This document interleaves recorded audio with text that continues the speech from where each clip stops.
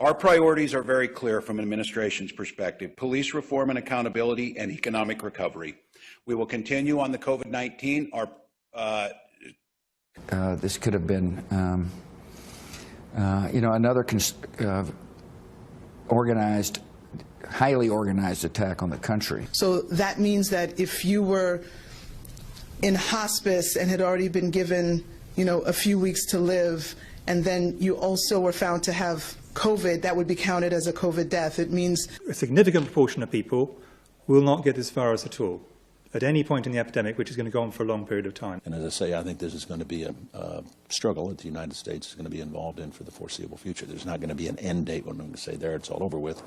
To all of the business owners who had planned to reopen this weekend, I want to acknowledge how difficult this is for all of you.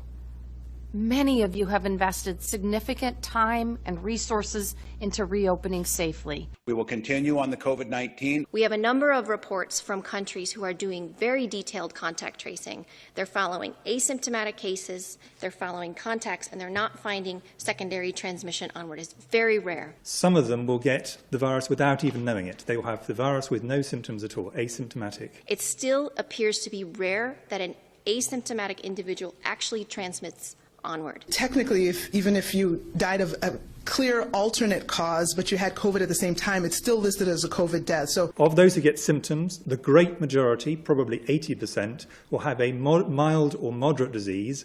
Might be bad enough for them to have to go to bed for a few days, not bad enough for them to have to go to the doctor. As Dr. Fauci has said, we don't make the timeline. The virus makes the timeline. It's also important for people to understand that this is a long-term proposition. We will continue on the COVID-19. Many of you have invested significant time and resources. Michael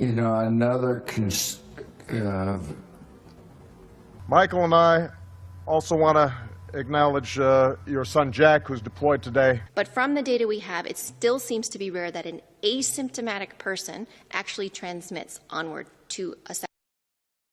The great majority of people, even the very highest groups, if they catch this virus, will not die. Everyone who's listed as a COVID death doesn't mean that that was the cause of the death, but they had COVID at the time of death. I hope that's helpful.